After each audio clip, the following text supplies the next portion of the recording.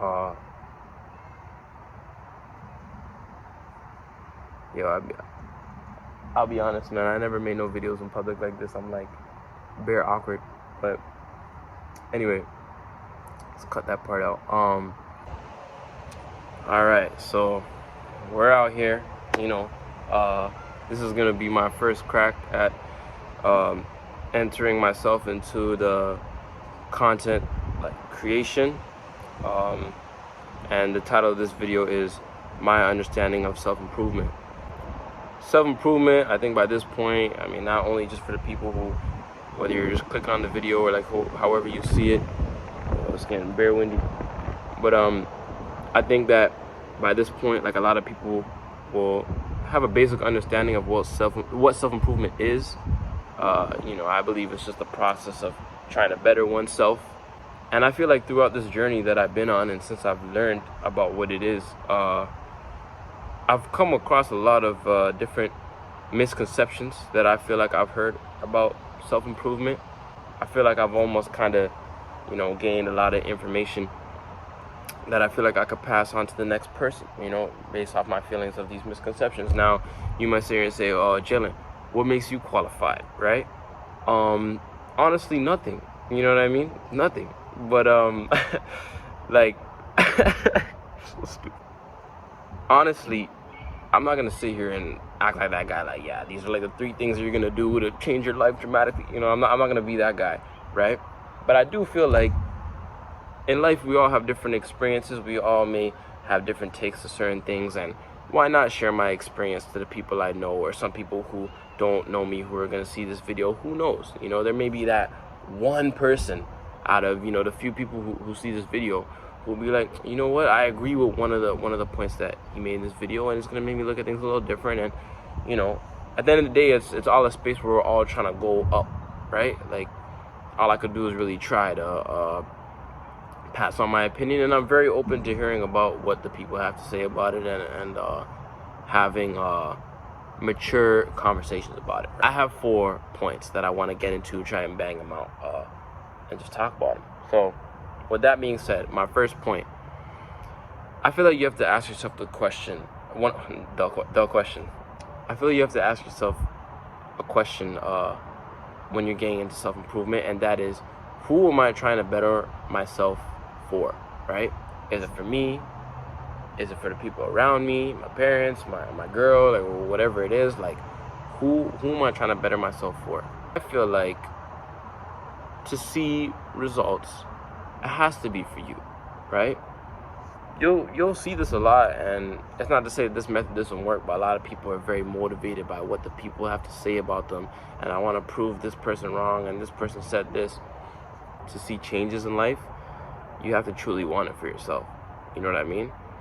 At the end of the day, when you're brushing your teeth and it's just you in the mirror and your thoughts, at least for me, I'm not really thinking about what the people think, right? I'm not really thinking about what this person said about me. I'm literally looking at myself, thinking about my own mental state, thinking about my own way of life, right? And how I want to maximize my happiness and peace and stuff like that, right?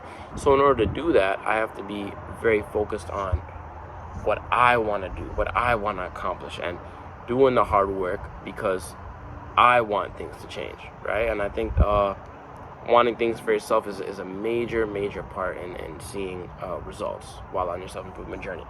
My second point is another question. So it's not even points anymore. I'm just asking myself, is self-improvement a lifestyle or a time period in your life, right? Now, I feel that self-improvement is a lifestyle. And what I mean by that is, once I really found out about self-improvement and realized that it's a journey that I wanted to get on, I feel like ever since then, I've always had it in my mind throughout all the decisions I make in my life, right? A lot of the decisions, when I come to that fork in the road, or when I come to having different choices, I think, what choice would keep me on this self-improvement track, right? Not to say that I'm always going to make every single choice that's going to keep me on track, right? That I'm never going to eat junk food again. I'm never going to, I'm not saying that. But it's something that I'm always thinking about, right? Because you have a lot of people who will have different time periods of their life where 6 months cold turkey, don't talk to no one, off of socials, you know, text me if it's important, and almost do things that'll make them like a bit miserable, and then just have 6 months where they just completely disregard their mental and physical health, you know. And I don't feel like that's the best approach. Now, if it's your approach to, you know, be closed off for a while and, you know, take your space from people, that's completely fine. But is your self-improvement lifestyle sustainable, right? Is there a balance? I feel like that's a very important question to ask yourself. Do you have a balance within your journey, right? You don't have to hate this, right? And I think this pretty much like throws the lob to my third point. You want to enjoy self-improvement, right? You want to enjoy life in general, right? So I don't think your self-improvement journey should make you miserable, right? Doesn't mean you're going to enjoy every part of it. I'd actually like to think for the most part you're going to be pretty tired. You want to enjoy self-improvement. You want to enjoy the hard work of it. You want to enjoy the challenge and not really see it as like a time period of like, oh, now I got to go to the gym. I'm not saying that you're always going to be in the, you know, best mindset to go to the gym and do these things, but, you know, you have to find some enjoyment with it, right? Because ultimately in life, as much as we're trying to improve, you know, you want to enjoy it, right? And we have this discussion a lot between me and my friends, you know, is life too short? Is it super long? I think it's a mix of both. You know, to me, life seems pretty long, but it also, you have time periods that go by very quick, and you don't want to look back on those time periods and be like, yeah, you know, maybe I made progress in my eyes or in a lot of the eyes of the people around me, but, you know, I didn't really have a good time. And yeah. My final and my favorite point is, should you go into self-improvement with the mindset of, I'm not good enough right now, so I gotta improve? And I feel like this point could spark a lot of debate, you know, between different groups of people, which is fine, right? It doesn't have to be beef, right? Like, we could agree to disagree. My take on it is, no.